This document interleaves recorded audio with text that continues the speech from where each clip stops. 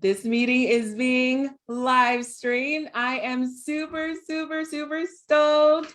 Hi, Veronica, my sister at arms in the real estate realm. Hello. Super stoked to have you. Hi, I'm so excited to be here with you. Thank you for the invitation. Oh, such a pleasure. So when I put the question out, what was it? I put, who wants to learn about investing in Puerto Rico? Oh my goodness, that question literally went viral within my Facebook group. It's like me. So this has been long awaited. I put the question out weeks ago. So people were like, when were we gonna learn about this? So tonight, it's finally here. So I am really hoping that you all have your questions ready. Yolanda Negron says, saluda. Awesome. So people are here. Give some thumbs up, throw up some kissy hearts and all of that, guys. Those of you who are here, because we love that. We love the feedback. Definitely, it's going to be a Q&A tonight, guys. So have no fear. We look forward to discussing investing in short-term rentals in Puerto Rico, the beautiful island of Puerto Rico. So Veronica, tell the people who you are. Go ahead and introduce yourself. Thank you, Rachel. Thank you so much for the invitation. I'm Veronica Montalvo. I'm a licensed real estate broker here in the beautiful island of Puerto Rico. I am in San Juan currently, and this is where I work out of. But I do collaborate with other agents, and I'm with a wonderful brokerage called JLL. So I specialize in commercial real estate. Also do residential, of course. But yeah, and all over the 100 by 35 of this beautiful island. So we're very excited to be here and talk to you about all things real estate and investing in Puerto Rico. I also, as you know, we bonded over.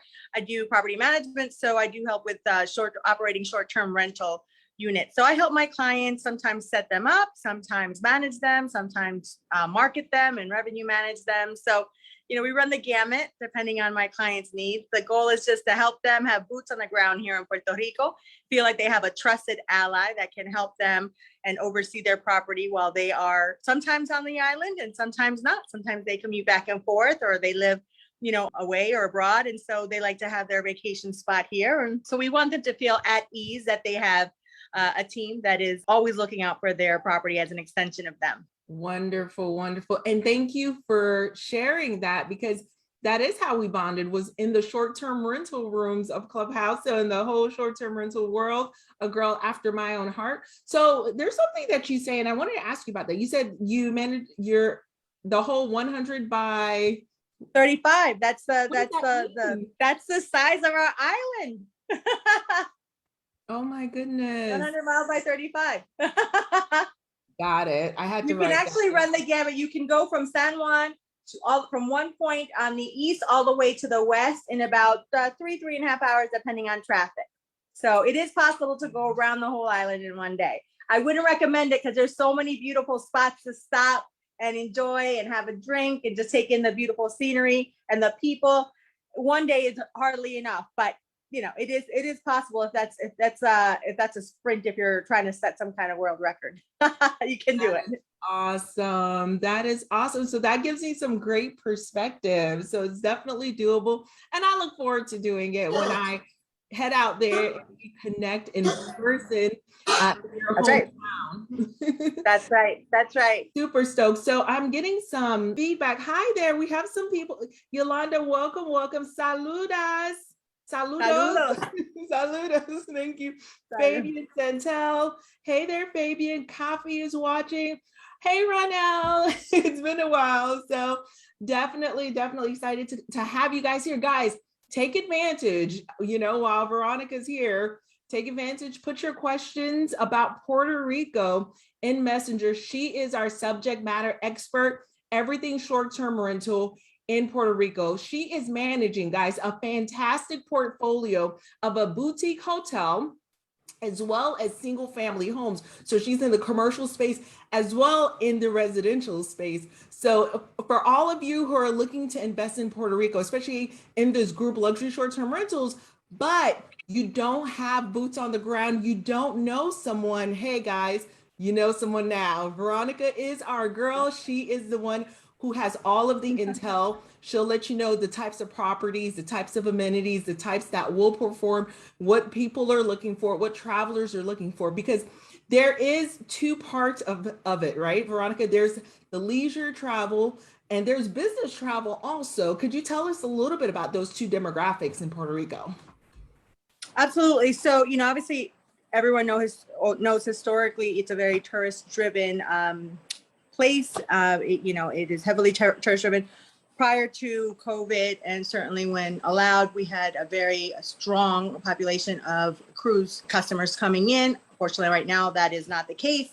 However, we've seen that more than make up through airline travel at this point. So, it is still very much strong tourist driven industry wise, but we also have a very strong business population here. So, Puerto Rico is notoriously a very consumer driven market. So we have very strong retail, we have industrial, we have pharmaceutical. So it's very important that we have education. That's another very strong market here. We have a lot of students here as well. So, the reality is that, we've got the best of all worlds. So we've got tourists, but we also have a lot of companies coming and relocating here. We have a tremendous amount of tax benefits to benefit the entrepreneur and companies. Act 2022, which is now Act 60, Act 73 for tourism, or it's 74, but 73, I think it is. And so the reality is that there's a lot of benefit to coming to Puerto Rico from a tax perspective. Weather year round is amazing. And you're also from an economy perspective, you are driving the economy when you come and work, because you're also giving back to the community and building helping to build the infrastructure with all the investments that are coming in.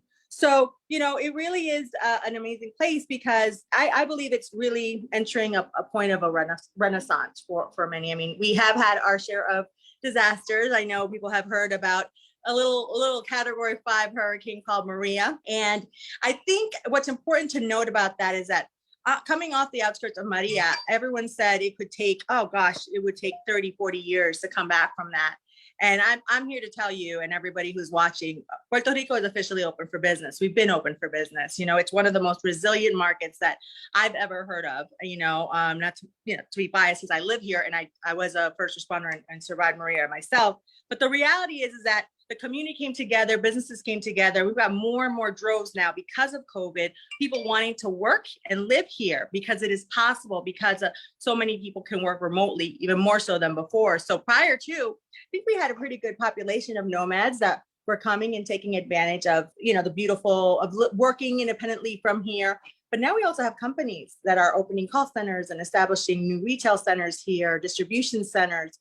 And, they all have employees. So they're bringing jobs, they're bringing employees, and it's an amazing time for the island. And I'm very, very happy and proud to witness it and really contribute to it, which was my point of relocating here, was to be part of the solution of this island where my parents were born. So, it's just, I'm really, really happy to be here and to see that it's been so resilient following economic setbacks, government setbacks. We've had plenty of issues with that. And we've had issues, obviously, natural disasters that we can't control. Yes. Mm-hmm. And you're not kidding, because you know what? When we were encountering a shortage in IVs, I'm a healthcare professional by day, as you know. Yeah. They said it was because of Puerto Rico, and there was like the natural disaster. I was like, Puerto Rico, we get our IV medications from Puerto Rico. I did not realize that. So when you said pharmaceutical, the light bulb went off. I was like, oh yeah, that's right.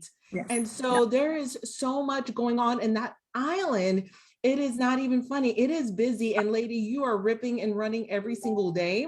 I see your sites, I see the properties, I see you making movement. And I think it's just absolutely wonderful. And so Coffee, thank you so much for the question. We have a question in here. What are the best places to invest in? And are there any barriers to entry into the Puerto Rico market? Oh, that's a great question. So there are so many amazing, we've got 78 municipalities here. So, really? And every one of them that I've ever visited is just more and more special because, there's so much love. Each one has its own tagline. So I would encourage you, first and foremost, before investing, to come visit. That's the first thing I would say to you.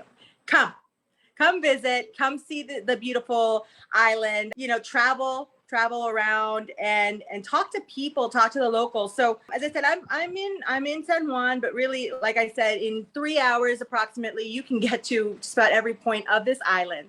And really the best place is, I always say home is where your heart is. I don't want to slight any town because certainly like there's so much to love here, but it really depends on where your focus is, because you mentioned it yourself, right? You mentioned there's business and there's leisure. So depending on your avatar, as to use your word, Rachel, your target, right? Your target audience, who it is that you want to cater to if you are buying an investment property, right? Which is what we're talking about here. You want to definitely, if it's tourism and tourists, look, we've got San Juan, which is obviously the Luis Muñoz, the airport, the main international airport. That's here in Carolina. And so that, if you're going to go for a 15, 20-minute radius, you're going to probably stay in the metropolitan area, right? You're going to look at areas such as San Juan, Old San Juan, Condado, Ocean Park. Santurce. There's some great towns with some great places. And I know plenty of friends who have invested in those areas, but don't dismiss just outside of the metro area. I had a client who is actually getting ready to close on a property that is a beautiful 3-unit. It's going to be an amazing compound just outside of San Juan, about by 35-40 minutes. And it's perfect. It's going to be a great site for glamping, as well as have an amazing 3-unit property where people can rent. So, that property is going to pay for itself. Not to mention that he's going to do some amazing work from it, in terms of counseling or just in general. He's an educator at heart. So am I. So that really spoke to me when I met him and what he wanted to do. So we knew right away where he should invest and where he could get the most bang for his buck. And that's important too. So working with a realtor who can educate you on that, because like I said, it could make a difference. $25,000, $50,000 can make a huge difference in terms of what you buy here, right? And it could be a fixer-upper, it could be a turnkey. So I want to say 2 things that I want to focus on, or just from an area perspective. There's a San Juan metro area, right? But I will say this, if you only come visit San Juan, you have not, and I think we talked about this, you have not visited the island. I think I told you that before, Rachel, the last time. Yeah. My family is from the West. My family is from San Sebastian, a town called San Sebastian, and Mayagüez, respectively. So, that's the West. So, my extended family is from the West Coast. And so to me, I didn't realize something that I learned quickly when I got here, when I was visiting the West Coast. They would say, "Oh, vas para la isla." And I was like, "What? You're going to the island?" And I'm like, pretty sure I'm on the island right now. And I would laugh at that. I was like, scratch my head. But it was an education for me culturally that is considered the island. It's more country, right? It's more considered your quintessential island because San Juan is city. So it's the metro area. So again, 2 different populations, 2 different ways of life. When you come and visit, because I'm encouraging everyone to do so, we can, I could very easily show you the difference between properties on the West and properties on the East. And, again, just a lifestyle. And that's really the main thing, the lifestyle. And, catering to the population that you really want to target, whether that's a luxury like yours, Rachel, or you just, get families, you want to focus on your medical and professional population. That's all very possible here. And then that's going to determine what the best towns will be for you to invest in. Oh, so good. So good, Veronica. So let me ask you this, because we're a numbers group. We may look like we're just luxury on the outside, but we like the numbers. We like the numbers. We want to know the numbers. Can you give us a range without, blowing apart confidentiality? How much would something like a 3-unit cost in Puerto Rico? And what would the average revenue per night be for that 3-unit? Okay. It's a great question, Rachel. So, you're going to run the gamut, but you're probably a multifamily or some kind of 3-unit like that. It's probably going to be somewhere between 175 and 300, depending on where you get it. Yeah. And again, it also depends on how much work it needs, how much rehab it needs. The more turnkey, obviously, the higher it's going to be naturally, because you're going to be able to get into it and start making revenue right away. If it needs a little bit of work, well, then, it might, it'll be less, but you have to factor not only the time that it will take to construct, materials and labor, which sometimes is a little harder to get. And that's everywhere these days, to be honest with you. And so as far as the units, are these 1-bedrooms or 2-bedroom units? The units are typically, again, they're going to vary, right? Property to property, but most that I see are 1-unit properties. And then, or what it is it sometimes might be a single family home that was converted. So there's 1 unit that may have 2 or 3 bedrooms, and then the others usually have 1. But again, that's total generalization. Every unit's going to be a little bit different depending on how it's developed and how, how large it is. But, and then that from a RevPAR per night, to answer the rest of your question, that can also vary depending on the peak, right? And where it is. So typically you're probably going to, on average, I think it's maybe probably like a 150. Are you there? Sorry. Mm-hmm.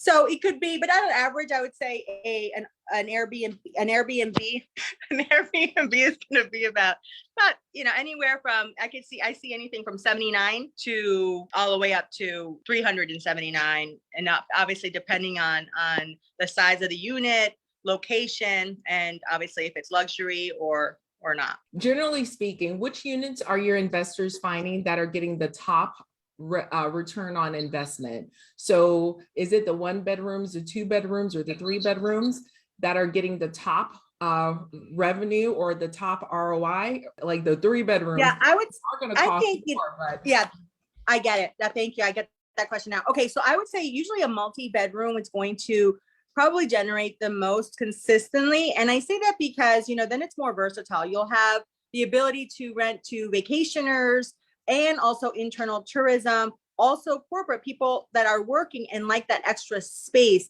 Plus, in Puerto Rico, especially with internal tourism, we love to travel with our families. We've talked about that. I know you do as well. And so, obviously having multi-rooms and a large space to congregate is also very beneficial. In fact, someone recently asked that on my page. So I definitely would say a unit with multi-rooms is probably going to garner the best ROI.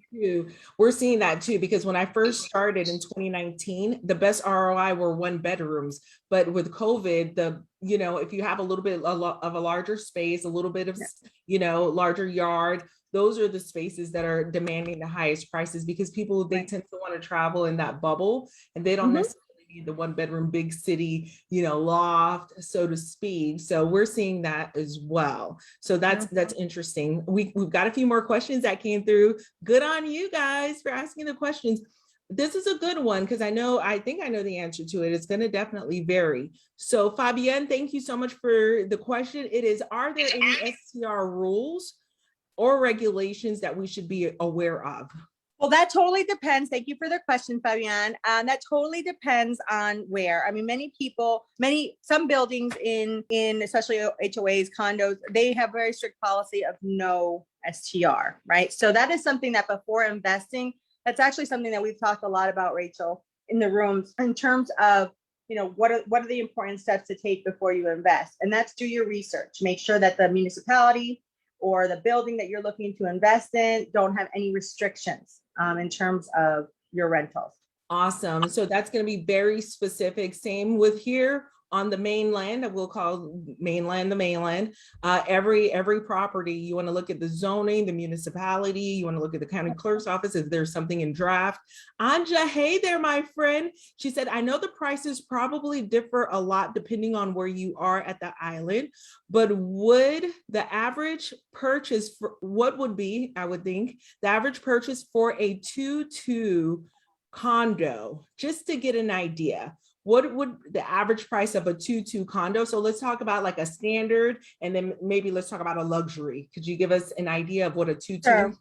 Sure. Yeah. I mean, I have clients, that are looking for just that, 2-2 in and around the outskirts of San Juan. Doesn't have to be San Juan, and you can find something probably for between 125 and 175 for a 2-2. Yeah. I mean, it all depends. It depends on the level of finishing, right? Like, we want to be completely transparent. I mean, the more expensive the finishing, the more expensive the building, the amenities. If you're talking about buying within, one of the, premier buildings with full-on gyms and access to the beach, those, by the way, are great to live in, but also are probably the ones that have the most likely to have a restriction on short-term rentals. So it's really important to specify. But again, from a price point, it is possible to find something like that. And, again, it may take a little bit of arm grease and just make, a little elbow work and make sure that, to get it to where you want it to be. But it is possible to find something like that. And then luxury wise, I mean, really, you can run the gamut from there. I've seen amazing 2-2s in the San Juan area, but they can run up to, 250, 300 or more. Awesome. Another question right now, I think we kind of touched it, but he says, locally, what seems to be the number of doors for single family residents that offers the biggest bang for your buck? So how many bedrooms would offer the biggest bang for your buck is Ronell's question. I think The best way to answer is to say, if I was to buy a house at this point, I would look for at least 3 bedrooms personally to get the most bang for your buck, right? So then again, then you have a higher opportunity to touch on several different avatars and client interests. So you can cater to the tourist and the family who wants to travel either from out the island or internally, right? Internal tourism is big here, but also then you can also make room, an adequate space for working professionals who really need that space, that dedicated space, whether you make that a dual sleeper room with sleeper sofa with an office space is fine, but again, you're maximizing the space and giving people that option. So I think 3 is probably a sweet spot. Awesome. Thank you, Renelle, for that question. Thank you guys so much. What would you say some of the amenities that people are looking for? Because I know in the Smokies, they want a pool and they want a hot tub. In my Florida Panhandle, where we're building on Rosemary Beach, they just want a pool. They don't really care about a hot tub as much. What are the amenities that people are looking for when they're traveling to Puerto Rico? Yeah, well, that's a great question. We're on an island, so access to a beach is always nice. Proximity to a beach, if not of you, certainly ability to walk, minimize having to buy or rent a car. If you live here, you'd buy a car. Pools are always a plus. I think that is a great option, especially for people who, again, from internal tourism perspective, who again love the beach and are used to it, but again want a little retreat space, to be private and exclusive to their families and to their friends. I have clients that request outdoor showers. It's an island, so people love to experience nature, be one with nature. So I have people who request, are there outdoor? Do they have a gazebo? Is it do you have an outdoor kitchen? Can we entertain outside? Do we have a sitting area? That's really the most part. Wi-Fi is probably the second. That's probably the first, like for everybody, right? Because people nowadays, they need to communicate and they want to make sure that they can do their work no matter what. I very rarely do we speak to people who can completely shut down and turn off from work when they travel. So we absolutely have to make sure we cater to them. Oh, that's a good one. Wi-Fi. I actually, one of the articles I published on Bigger Pockets, I had Wi-Fi as number 13 out of the 15 amenities you have to have. Now it's all the way to the top. It just got really serious with people being able to travel and work remotely. The Wi-Fi is no longer optional. It is a necessity. So absolutely. Right. And then there's other things that, as from a short-term rental perspective, it's nice to have for the clients, which is, guests enjoy having access to bicycles or chairs for the beach, picnic basket. You'd be surprised, people, I get the best responses when people have access to, picnic basket or a cooler, anything that they don't have to buy, but they would actually need to enjoy their vacation and some time away. So it's important as investors to think about that. What would you need, right? What do you need while you're away that you're obviously not going to travel with? You're not going to pack a cooler. You're not going to bring chairs. So, having extra towels for the beach and for the pool, things like that are pretty important. Yeah, you're absolutely right. And that is something that is really important, even for the mainland, if you're going to have a beach property. So thank you for bringing that up. Those are amazing. All right. So it looks like we have a few more questions. So guys, throw in as many questions as you can. We only have a couple more minutes with Veronica. We're going to be wrapping up shortly. So super, super stoked to have her with us, guys. Veronica is our resident expert on everything luxury short-term rentals and short-term rentals in Puerto Rico, property management, access to the assets. Veronica, I did get a question a little bit earlier about lending. How do I get money in Puerto Rico? Are there lenders, or do I have to come with the whole $150,000, $300,000 cash? How does all of that work? That's a great question. I was wondering when that one would come up. It's the benefit of being part of the United States. So we're not a state, we're a territory, we're a commonwealth of the US. That being said, we're regulated, the banks are regulated in the same way. So if you qualify for traditional conventional loans, you'll also qualify here, which is nice. And so, that's probably the main area. There's obviously other creative ways to also acquire lending, whether that's earned money or, seller finance, which is an option on occasion, and it's not uncommon here on the island. So, there are ways to be creative. And so, I would say, for sure. So yeah, that's the best part about it. We're dealing with the American dollar. English is very much a prominent language here. It'd be very hard pressed to speak to anyone who isn't bilingual or at least understands it. which is really nice. And yeah, financing is the same. I mean, the same regulations and federal regulations that you would in the US, these are the same things that you would buy here in Puerto Rico. And we have banks and we have mortgage companies. And so those are all things that a trusted realtor can also help direct you to, when you're working with them. Absolutely. And you are my trusted Puerto Rico realtor. Just putting that out there, everyone. Thank you. Want to connect with Veronica. Next question. Thank you, Paris, for the next question. She says, I love it. Oh, you know what? Julie was first. Julie says, can you talk about average occupancy rates in terms of the number of nights per month?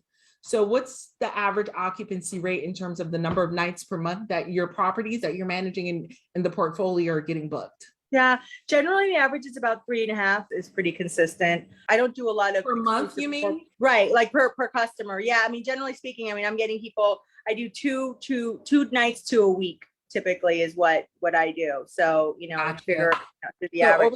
Over the span of 30 days, how many nights are booked? Just about. Oh, okay. Okay. So we're looking at probably anyway, depends. I mean, we're leading into the peak, which is, November into March is peak season. So, it could go anywhere from 60%, on the low point to 90%. Yeah. Nice. Or up, depending on peak. Yeah. I mean, we've got the longest known holiday season of the world here in Puerto Rico. It actually starts just after Halloween. It's not uncommon to see Christmas trees up. I love the holidays here on the island. It's very festive, and it's just I think it's always been one of my favorite things to see lights on a palm tree. It's just it's just one of my favorite things in the world, if I have to be honest with you. And, I love that we have from November till about mid-January, the festival, the San Sebastian Festival here in San Juan, technically kind of marks the end of the holiday season. And so it's a very popular time. So it's not uncommon for small areas to be booked anywhere from 85 to 100%, depending on the location and where they are, right? So, and again, that's with anything, as the more you get established and get reviews and, then, obviously we're a little bit more recognized. And we all know on the OTAs, ranking is important, right? In terms of where you fall. So some of my properties are newer. So again, we're building the KPIs right now. So I'm excited for the peak season coming up right now. And I'm looking forward to making the most of it for my clients. That's wonderful. So what about the low season? How low does it go in terms of the percentage? So peak is like 60 to 85. What is the low season? And when is the low season? Just about, and for how long? Yeah, low season, I would say low season probably around April timeframe. It starts kind of going down, it starts a little bit, dipping down a little bit. And then it kind of comes up a little bit at the beginning of the summer. And then it goes down again. August, September is a little slower. So it's important for people to really diversify what they're doing with their properties in that time, change themes, have special experiences, do different things to be creative to attract attention during that period of time. And then it picks back up, like I said, right after, right near the end of October, beginning of November, we start seeing a little bit more, like I'm seeing more reservations coming in now than I did in the last few weeks. So that makes me happy. Nice. All right, next question from Paris. Thank you so much for joining. Thank you, Julie, for the questions. I joined a little late. Sorry if this question was already answered. How do we find properties if we live here in the US? Well, I'll just call it the US mainland. But how do we find properties if we live in the mainland?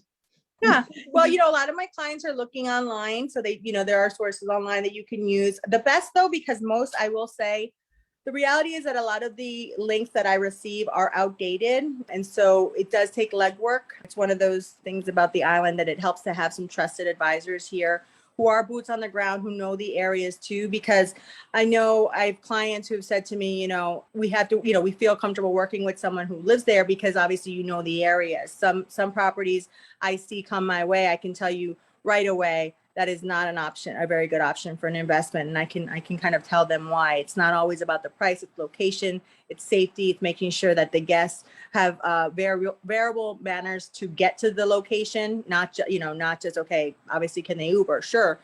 What else? Do they need a car? Is that required? Is it a safe place? You know, again, you don't want to make it so that, you know, people only feel comfortable traveling if they're, you know, women don't feel comfortable traveling alone, you know? So that's something that I'm very considerate about when I look for properties for my clients. Is it all encompassing? Is it something that, you know, holistically is going to make sense for them, whether they want to live in it or whether they just want to rent it? And many of my clients will say, well, I want to rent it in the beginning, but I want to relocate there eventually. So, you know, with that in mind, I always say, you know, and it's one of my first questions with my clients, let's begin with the end in mind.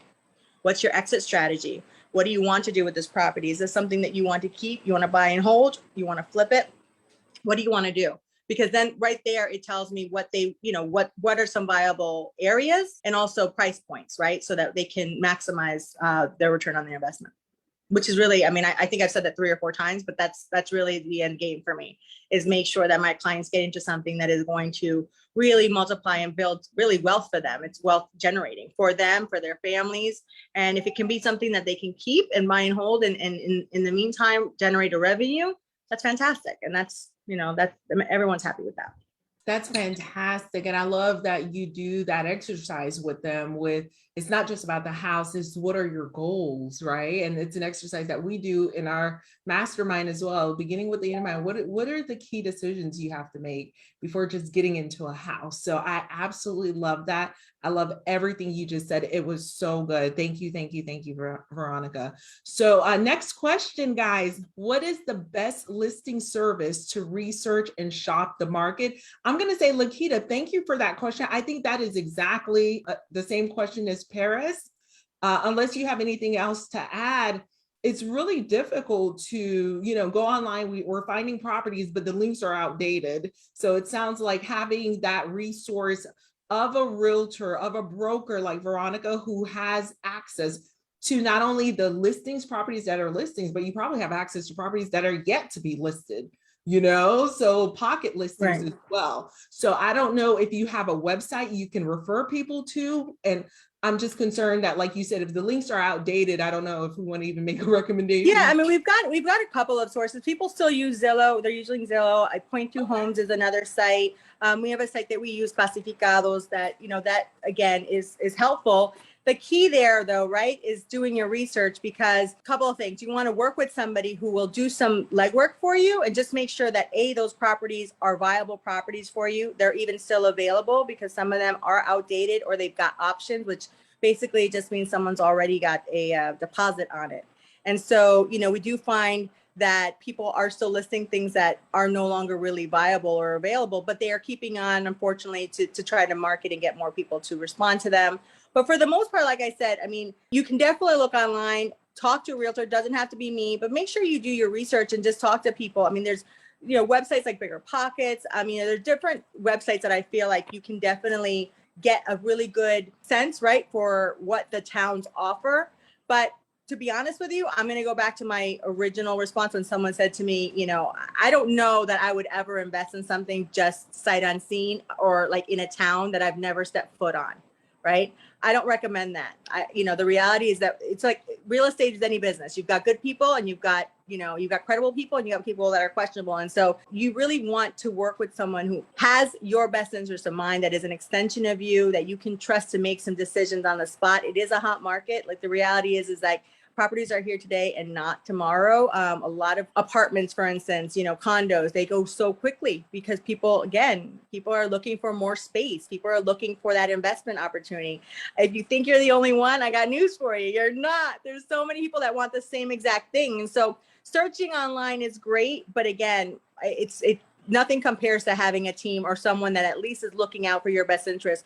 To your point, you know, Rachel, for things that are off market, you know, for things that, you know, don't go online, that you don't have to get into a bidding war necessarily with, or, you know, the reality is Puerto Rico has a lot of investors. I'm a member of the RARE, which is an amazing group, and it's full of amazing people, and they're very motivated.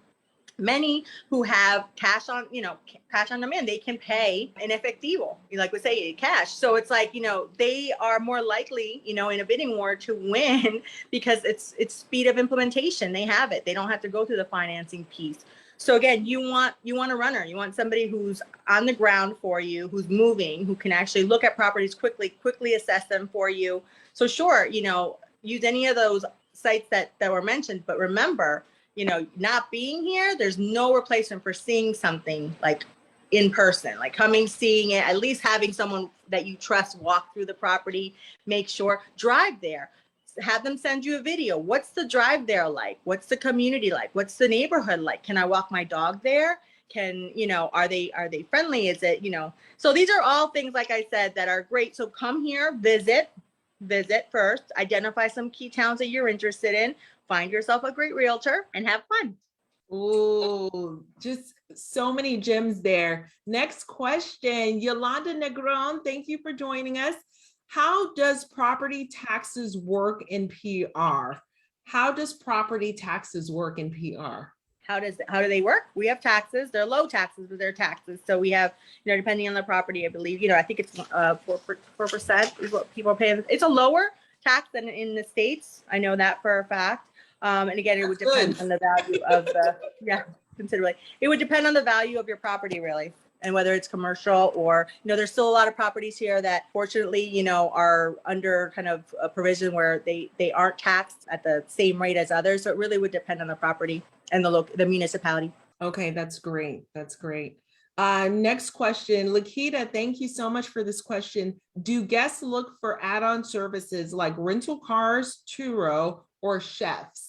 Yeah, that's a great question. Absolutely. I get asked that all the time. I don't know that Toro's here yet. I've done some research and I don't think they're here yet, but we do have another company that's similar to it.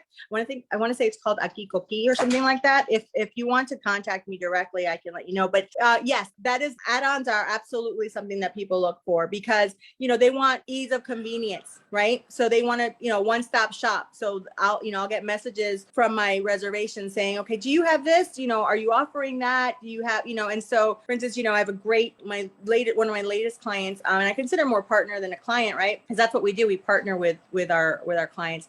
They have the home, they have a vehicle, you know, that they listed with Akikoki, I think it's called, and so it's kind of like the Puerto Rican Turo.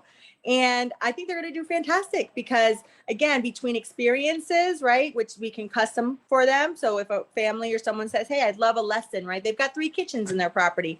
I'm sure we can bring in a chef to have, you know, instruct them and make them an amazing home cooked meal. You know, there's people that will do shopping tours. There are people that will do food tours here. You know, there's historical tours in Old San Juan that people, you know, love to walking tours, and they take them through homes, they take them through the fort, you know, so absolutely. It's a great question. And to be honest with you, I think it's, you know, in the circle of trust here between us, I think that it's a huge disservice to anybody who's doing a short-term rental to not offer add-ons and experiences. I think you're missing a big market. And I think that's really the way of the future for us.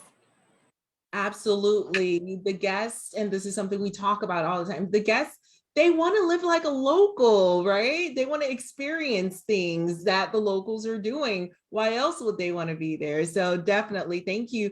Thank you for that wonderful question, Lakita. It's a great question.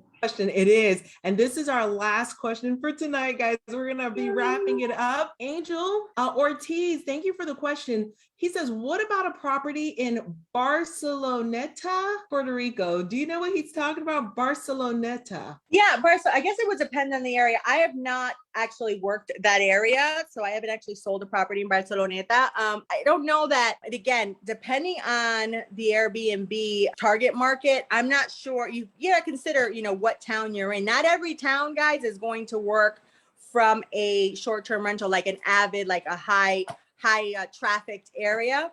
But you know what? Internal tourism is big here. It's huge here. So again, if you have a home, and if the question is someone who has a residence who's asking, hey, should I build out an STR short-term rental? And absolutely, why not? Why wouldn't you want to maximize the space that you own and generate a revenue if you can? But again, do your research. You know, what town is it? How much traffic? What kind of companies go there? Are the municipalities investing in there? Like, remember, we have about, I mean, I don't even know exactly how much it is, but billions of dollars that are being infused in the island right now to rebuild and you know, revamp the infrastructure of this island. So pay attention. If in Barceloneta there's an investment going on and you see, wow, they're really repairing these, or hey, they're bringing a school, or hey, you know, not a school, but necessarily like, you know, they're revamping clinics here, medical attention is here, depending on what is happening in the town. And I'm just throwing those out as an example.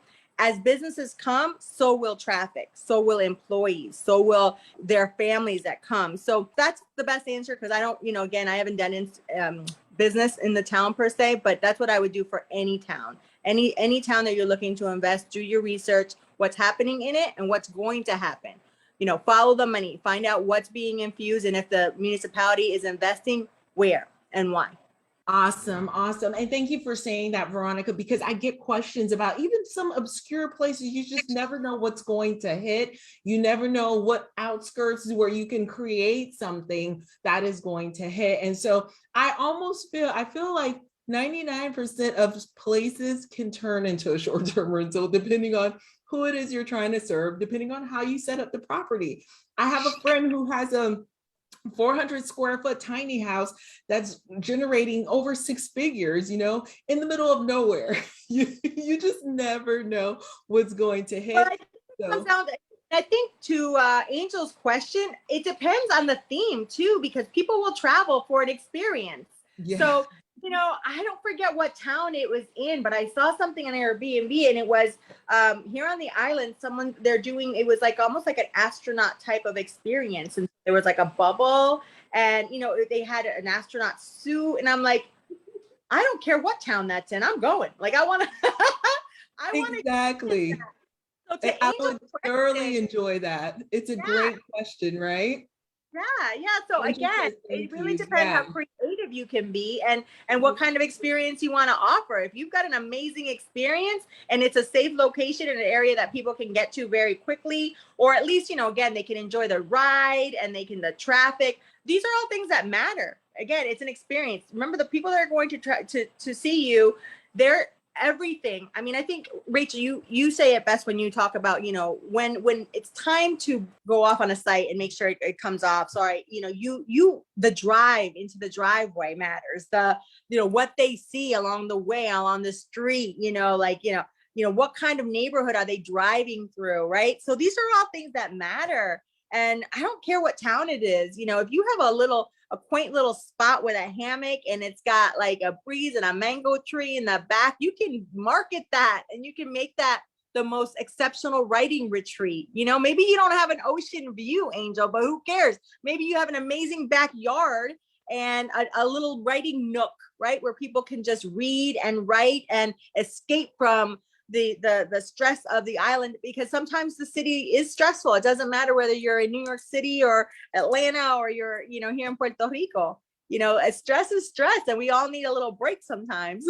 Oh my God. And it's absolutely, guys, listen, this was so impactful. I'm getting all of this feedback and all of the comments. People are sliding in and saying, thank you, Veronica. Thank you so much. Great feedback. I appreciate you all so much for being here. We didn't even get to touch base on the tax benefits. We're going to have to schedule a part 2. But guys, this is such a great topic. We wanted to share it with you tonight. 30 minutes, we're up to 50 minutes. It was supposed to be 30 minutes. This is what we do. We talk about short-term rentals, luxury short-term rentals. If you would like more details, guys, just comment in the DMs. We will reach out to you, share with you Veronica's question. If you want to learn more about what we're doing in our short-term luxury short-term rental mentorship, just comment in the DM, let me know, and I'll let you know exactly how the process works, guys. But thank you so much for being here tonight. I just absolutely love your energy, Veronica. I cannot wait to have you back again at some point so we'll bring on an accountant and we'll talk about a little bit about our taxes, because we're all concerned about the tax situation. I know I am. Yeah. But thank you so much. The benefit, I mean, I think it's important that people know quickly, just to touch on that, there's some great tax incentives for people that do come and establish their businesses here or start tourist-driven businesses or consulting. So anything that is literally a service that is exported to the island and you're bringing money from afar to the island, there's probably a tax incentive that you can take advantage of. 98% of this island is an opportunity zone. 98% of this island is an opportunity zone. I'm going to say that again, just for the people in the back who couldn't hear me clearly. So it's probably easier to, right. So again, talk about investing, keeping more of what you have earned, which I'm a fan of, but also giving back to the community, which so many investors do when they come here. Again, it's just, it's a win-win. So, you know, I thank you so much, Rachel. I know we've got to go, but hopefully that gives people enough incentive to do their research, reach out to professionals. Again, I really appreciate you, Rachel. There's just so many people from the island that are just rearing to share information and to educate and bring people to the island and back and keep people that are here also. So I'm just here to serve, and I'm really happy to be part of this little circle we got. So thank you so much. I love it. I love it. Tell the people how to find you, Veronica. What's the best way to find you? Would we be able to put your information in the DMs, or is there another way to find you? Yeah, I mean, the best way, I mean, I'm on Facebook and Instagram, Veronica Montalvo. You can, you know, I know you're going to link that, or it's already linked, I think.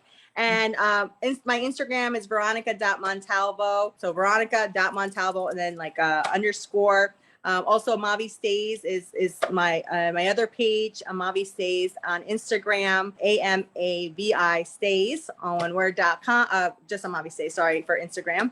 Website coming soon. And yeah, so I mean, just comment below. Comment below. I'm happy to call you, contact you. You can DM me directly. Whatever questions you might have, that's, you know, we're here to help and educate as much as possible. So. Thank you, my friend. I so appreciate you dropping all of those gems, sharing this content with this amazing community. This is so fun. Yes, absolutely. We'll do it again, my friend. I so appreciate you. I love it. I appreciate you, Rachel. It's so important. Thank you so much for your support. And I'm waiting for that phone call, Rachel, when you're like, I'm booked. I'm coming. Yes.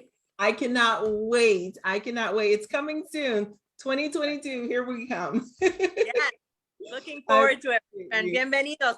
Bienvenidos todos. Muchas gracias. Así.